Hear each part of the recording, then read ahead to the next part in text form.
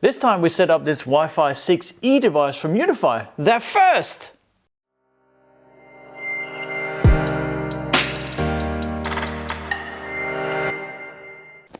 Unifi very kindly sent me this Wi-Fi 6 Enterprise access point. I wonder if they said call it Enterprise because it starts with E.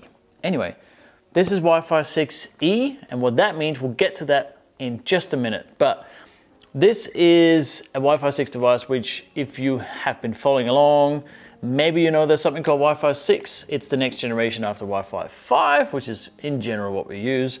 Wi-Fi 6 gives you a lot faster bandwidth on your wireless devices. Obviously, it's Wi-Fi. And the next generation is Wi-Fi 6E. So, but before we get to all that, let's just unpack it and talk a bit about the features of it. And then we'll dive into what Wi-Fi 6E is and why it's important, especially for IoT. And then we'll set it up. Yeah. All right, let's see what's in the box. Yeah.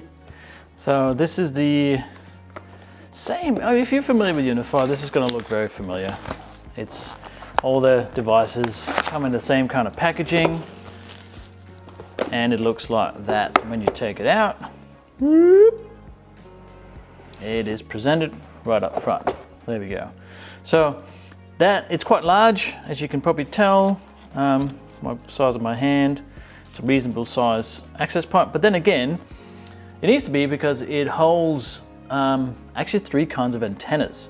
So this is the Enterprise. Oh, it's actually, this is metal. That is heavy. It's really heavy. Comes with a nice protective thing because we don't want fingerprints on our nice white Unifi devices. And then it comes, of course, with the standard brackets. You can see what kind of mounting you have, and you can look up. So there's a wall mount, there's T-bar ceiling mount, etc., etc. All the various mounting there, which is nice.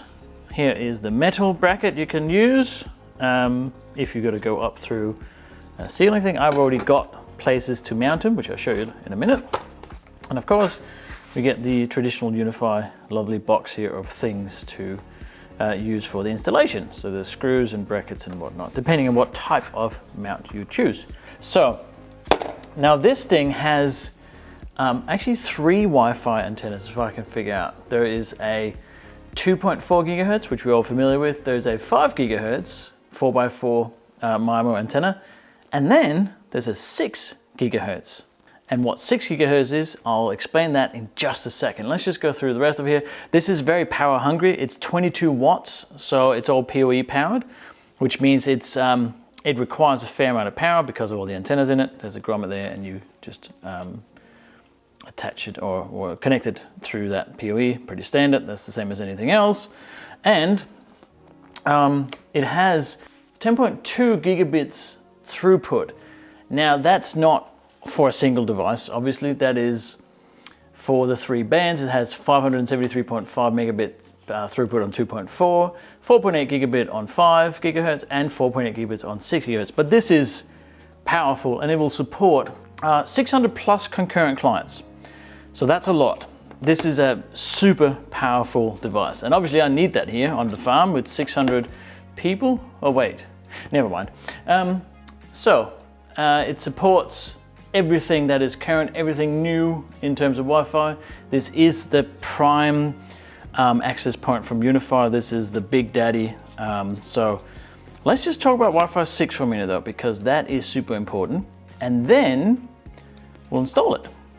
So it's important we understand what Wi-Fi 6E is. And to do that, I'm going to start at Wi-Fi 2.4 gigahertz, which is what we've all been using since 1999, if you had Wi-Fi devices back then. And the idea was to have a Wi-Fi band, a dedicated band, the 2.4 gigahertz band, which allowed people to use Wi-Fi devices. And at the time in 99, you would have maybe a computer, maybe a phone, maybe something else, 2 or 3, 4 devices, and that would be it. So because of that, the band, the actual band that was provided for 2.4 gigahertz is very narrow. It means you can't have as many channels on it. So the channel is what you sometimes see as 20 or 40 megahertz, and that channel is what your device uses to communicate with the access point or the router, whatever you're connecting to. Right, so if you have 2.4 gigahertz, you have a 20 megahertz band. It's quite narrow. You have a whole bunch of those bands, and you get your traffic in that. Now, what happens sometimes is that sometimes these channels overlap. In fact, a lot of the 2.4 gigahertz channels overlap, and that creates interference. Now, that's not a problem if you don't have that many devices, because they just figure out where the interference is, and it'll give a channel that isn't overlapping, right? Now, what happened then as well is that a 20 megahertz band doesn't give you as much bandwidth, which means it's not as fast. So they started introducing 40 megahertz bands, right? It's starting to, you see where we're going with this? So 20 megahertz bands, 40 megahertz bands, so twice the bandwidth. But then, of course, it would take up more of the bandwidth space in the 2.4 gigahertz Wi-Fi range. So then in 2012, we got 5 gigahertz band, and that was twice the size, or even more, of 2.4 gigahertz in terms of the band, the 5 gigahertz band. And then we started introducing not only 20 and 40 megahertz bands, but also 80 and 160 megahertz. So much wider bands on this bandwidth for your device that would use 5 gigahertz. And that meant you could get much faster speeds on it. And because there was more room, you could have more of the faster speeds on it. Make sense? Yeah, I hope the graph is sort of explaining it as well. And then, of course, when you up the gigahertz, the wavelength, then the distance you can reach is shorter, which is why 2.4 gigahertz is longer range than, say, 5 gigahertz, right? But now we're at a point where even though we have Wi-Fi 6 on 5 gigahertz, which means we have higher bandwidth on the Wi-Fi 6 because it does magic. I'm not entirely sure how that works, to be honest. But we have a new standard. We still have the problem of channel interference. They're overlapping each other. Now, it's less on Wi-Fi 5 than 2.4, but we still have overlapping. And if we want wider bandwidth, wider channels on this 5 gigahertz, well, we're going to run out of channels, aren't we? And if you follow this channel, you know that we have a ton of IoT devices on the farm. I don't know how many I've got, but there's a lot. But I've stopped counting. And all these IoT devices needs connectivity. Now, some use Bluetooth, some use Zigbee, but some absolutely use Wi-Fi. Wi-Fi is sort of the longest range standard. My new gate that I did, that uses Wi-Fi. I have a mailbox sensor that uses Wi-Fi because there just isn't Zigbee signal down at the gate, right? So I'm dependent on Wi-Fi. And because of that, I now have many more devices on my Wi-Fi network. And that brings us to Wi-Fi 6E. The E is important. I'm not sure. E is for extended, I believe. And this standard is still Wi-Fi 6, but it introduces the 6 gigahertz band. So now this is a brand new, this is a hardware type improvement. So Wi-Fi 6 was an improvement of Wi-Fi 5 in terms of how you would, probably more hardware as well, but software certainly as well. Wi-Fi 6E on 6 gigahertz band. Now that means we have a huge bandwidth. Like the 6 gigahertz we get, as you can see on the screen, it's maybe a bit hard to see. It's from 5925 megahertz, so almost 6 gigahertz, to 7125 megahertz, so 7.125 gigahertz.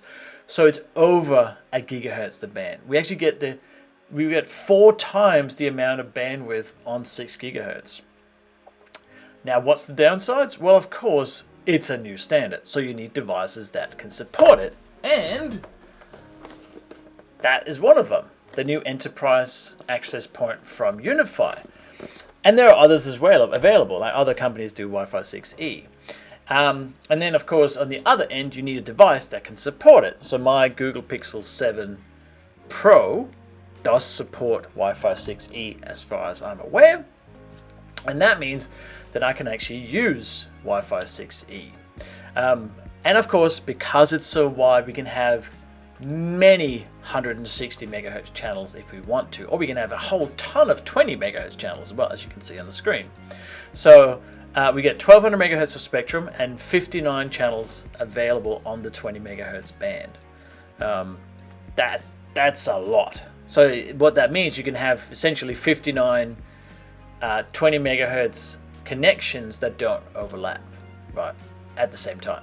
So that's part of why we can support 600 connections on this 600 plus, is that we have 4x4 MIMO antennas, so that allows connections. And then we have this extra band on 6 gigahertz as well as 5 and 2.4 gigahertz. So that's Wi-Fi 6E. It's a new band, 6 gigahertz, and it's huge. It's 4 times the size of the 5 gigahertz, and it allows many more devices to connect with much faster bandwidth. Although, as you may have guessed by now, the distance that it reaches is now even less, because higher bandwidth or higher wavelength, shorter wavelength, so 6 gigahertz, means it doesn't reach as far. So apparently it's within 8 meters you can get 6 gigahertz, which is not a lot. Right, on a farm 6 meters or 8 meters is, well, that far really. So that's what 6E is. That was a little bit of a roundabout way, but it took me a while to figure out this in my head with all the channels and what that meant. I hope it makes sense to you. If I missed something or I've not quite got something right, let me know in the comments. I'd love to hear your thoughts on Wi-Fi 6E. I am upgrading all of my network slowly to Wi-Fi 6, and 6E is going to be part of that to high density areas. So I think that makes sense. At least that's my explanation of Wi-Fi 6E and the history of it. And let's go install it and then adopt it into Unifi Network. Let's do that.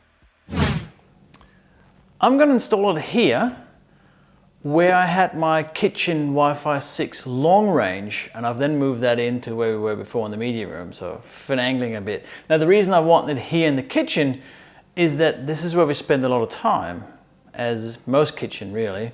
That's, we've got dinner area, we got a lounge area, we hang out in the kitchen. So if I can have better connectivity in the kitchen for more devices, including IoT devices, because it's in the middle of sort of the house, I'll take that. So let's put it on.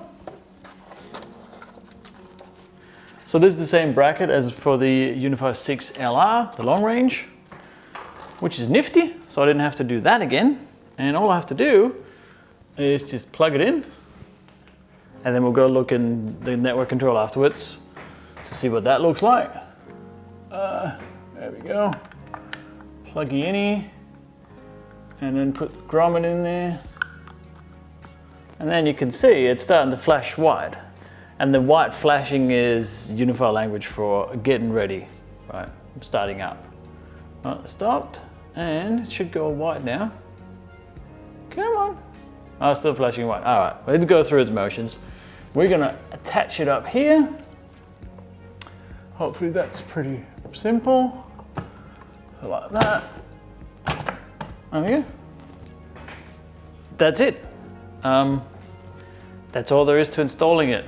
I cheated a bit because I already had the mounting plate on there, but that's it.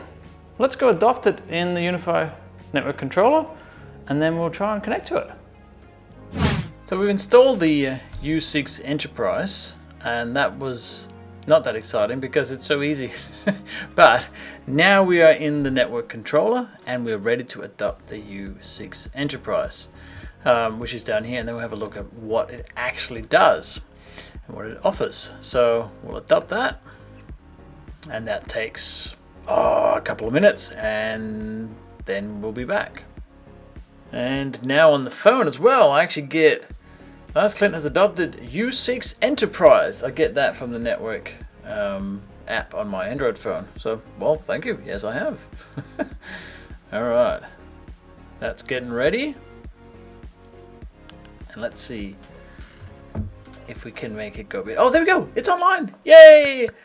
Okay, the device is ready to be updated. Well, I'm going to update it because, it's always a good idea to have the latest firmware. And what are we? Yeah, we're way behind, right? 6.017 to 6.528. So let's just update that. But because this is YouTube and I know magic, I can just do this and it's updated. There you go. Done. See, that was quick. Just use that trick when you're updating your devices.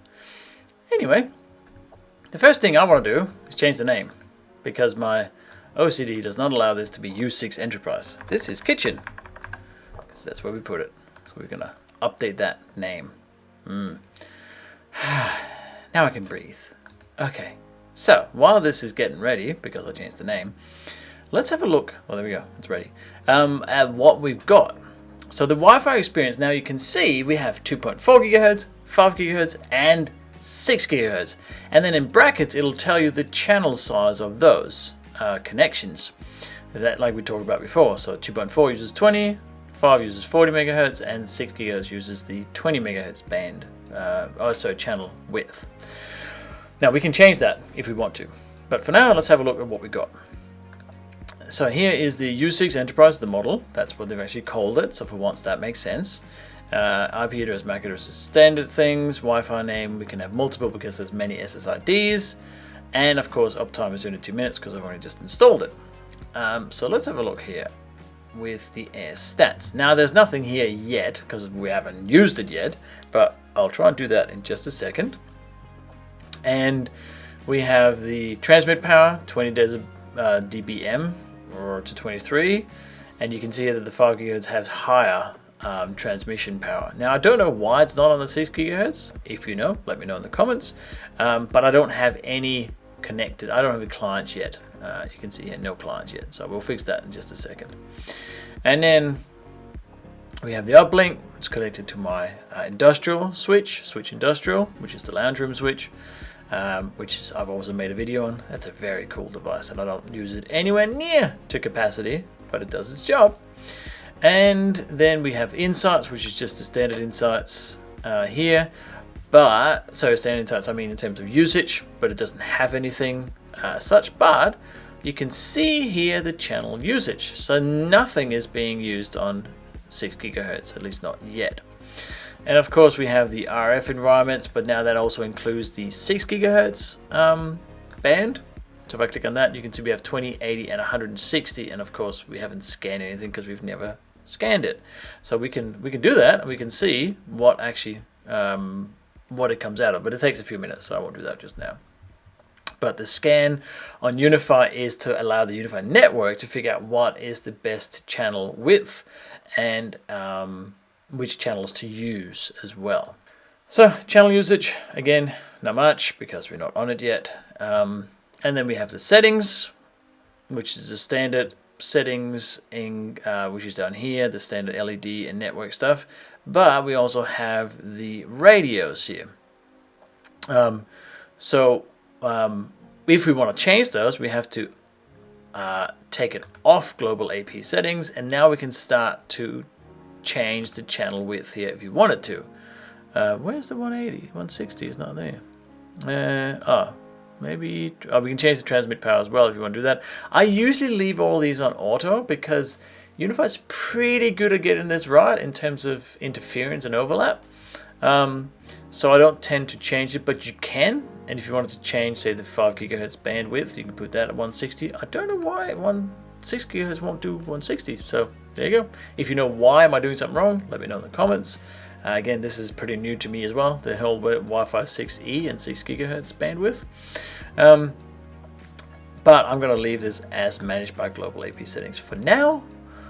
But that's it. That's what there is. It's a very simple access point in terms of using it, but it gives us Wi-Fi 6E, which gives us 6 gigahertz, which gives us more bandwidth and potentially faster speeds if you were lucky enough to have a gigabit connection, which I don't because I'm on Starlink.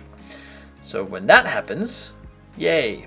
But for now, at least I can connect more IoT devices.